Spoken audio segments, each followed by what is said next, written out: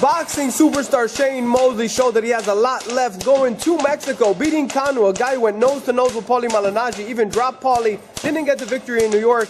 But yesterday again, Shane Mosley won most of the rounds, and in the end, in Mexico, got the decision. All three judges, no home cooking, 115-113, which means he really won it by a bigger margin. You know, it's tough. It's tough as a guy who's followed Shane Mosley his entire career to now see him struggling with Kanu, whether or not it's unanimous decision or not. You got to say that he had to get into a tough fight with him, and that's the way it goes. You know, thinking about it in one sense,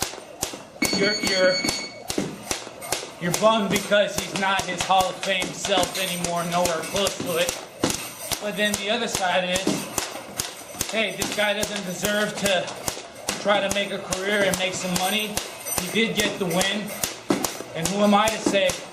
Nobody goes up to CEOs, tells them that, hey, you know you're making money, but you're getting a little old and you've been sitting in this desk for 12 hours a day and your arteries are clogging up. I want you to retire. Nobody says that to them, but people are saying it to Shane. Anyways, the fight, yeah, you know, Shane Mosley of old, even a couple years ago, you thought probably could have got the KO over this guy, Kanu.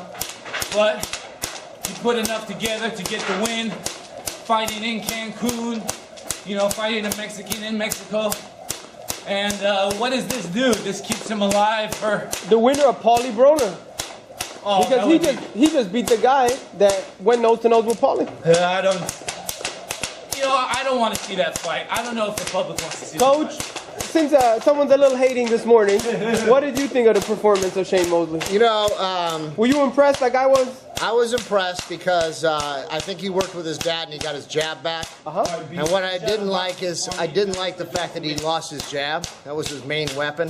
And now his jab was back. That was great. He landed a lot of big shots. But he's also 41. He doesn't have the reactions he used to have. He's not a Bernard Hopkins style fighter. He relied more on, you know, unbelievable hand speed and just tremendous reactions. I think he should retire just because he's got all his brains. He's a nice guy. I think he's proven everything he needs to prove. What is he trying to prove at this point? He's Shane Mosley. I mean, you know, so from that perspective, did he look good against Kanu? Yeah, the guy couldn't hang with Shane Mosley. But if I plucked to Shane Mosley from 5 years ago, the guy wouldn't have lasted 3 rounds. What are you going to say about Manny Pacquiao, Brandon Rios? Are you going to say the same thing? Manny Pacquiao 5 years ago would do this and that? Well, yeah, I would, yeah, because I think Manny Pacquiao has lost a couple steps. There's no question about it. I think it's going to be a fun fight to watch against Brandon Rios because Brandon Rios is a tough kid. He's going to bring everything. Oh, he will, and he has a lot of power.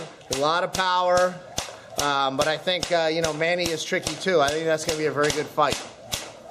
No matter what the outcome of Manny Pacquiao, Brandon Rios, I'm sure people in this gym will be talking about what Manny Pacquiao 5, 10 years ago would have done.